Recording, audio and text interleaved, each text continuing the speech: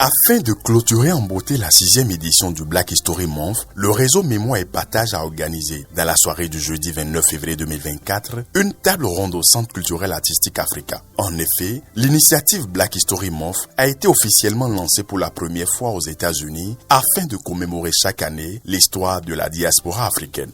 La pratique de la solidarité africaine a été quelquefois caractérisée par le manque d'initiative, par une certaine hésitation et même une improvisation que nos ennemis ont su exploiter en leur faveur. Et le plus conséquent peut-être, mais sûrement le plus dramatique des échecs et aussi des erreurs dont nous avons souffert et souffrons encore, a été le cas du Congo, dont le couronnement tragique est l'assassinat de Patrice Lumumba.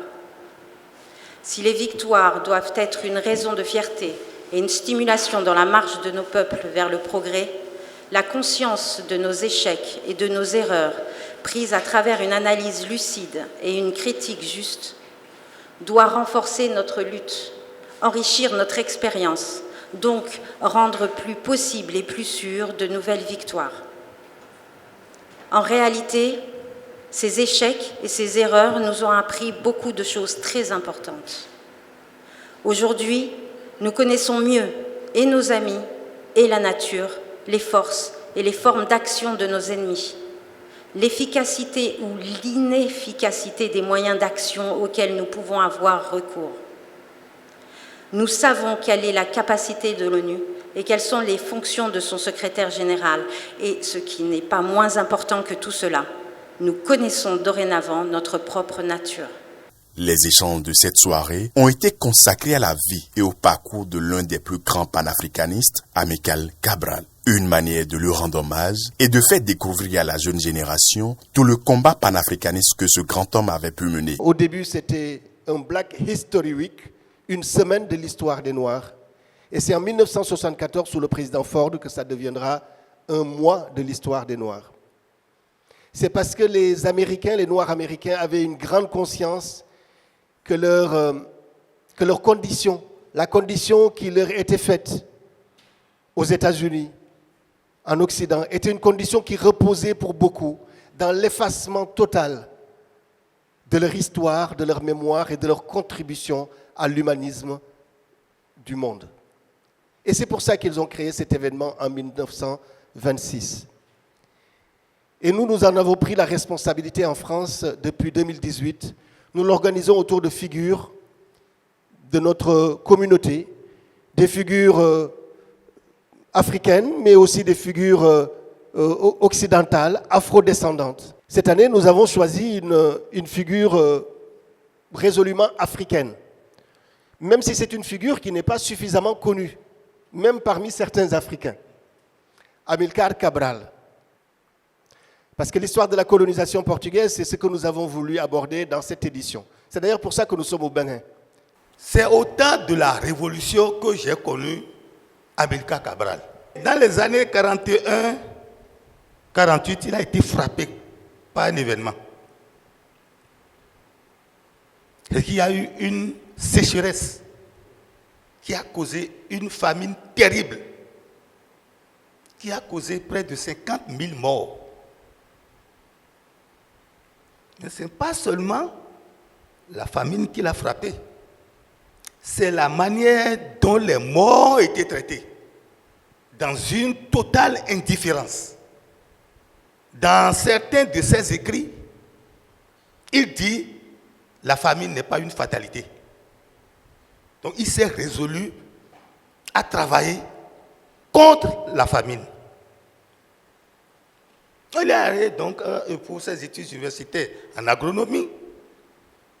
Il est revenu pour travailler en Guinée-Bissau. Une fois arrivé en Guinée, il a commencé avec des mouvements politiques. Des mouvements politiques pour la libération de la Guinée-Bissau et du Cap-Vert. Mais en même temps qu'il parcourait tout le pays, il mettait en place des équipes convaincu qu'après, il va travailler avec ces équipes-là. Je n'oublie pas de vous dire que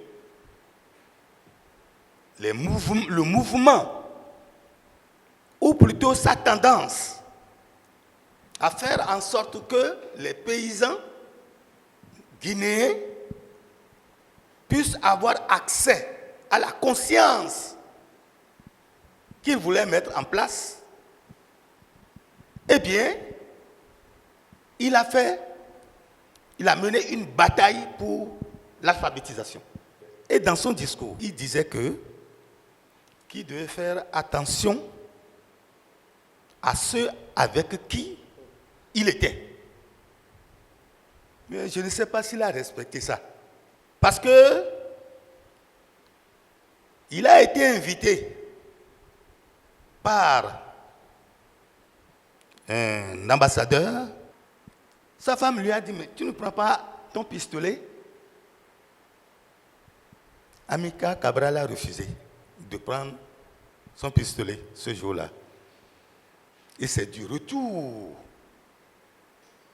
de cette réception que l'un de ses amis, je dirais, ils étaient donc un certain nombre qui ont encerclé sa maison et qui ont voulu le ligoter. Et Amilcar Cabral a dit non, ne me ligotez pas. Si vous voulez me tuer, il faut me tuer.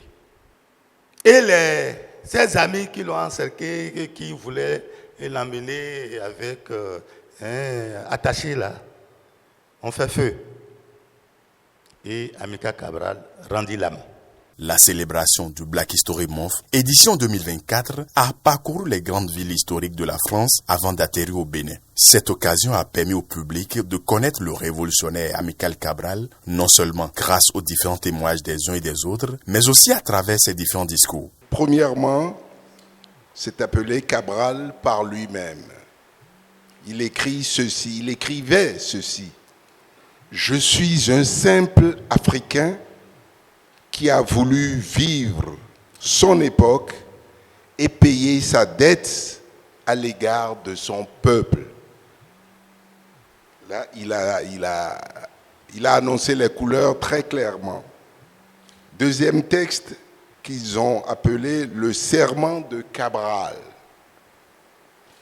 Je me jure de donner ma vie, toute mon énergie, tout mon courage, toute la capacité que je puis avoir comme homme, et ce jusqu'au jour où je mourrai, d'être au service de mon peuple en Guinée et au Cap-Vert, au service de la cause de l'humanité, pour donner ma contribution dans la mesure du possible, afin que la vie de l'homme devienne meilleure au monde.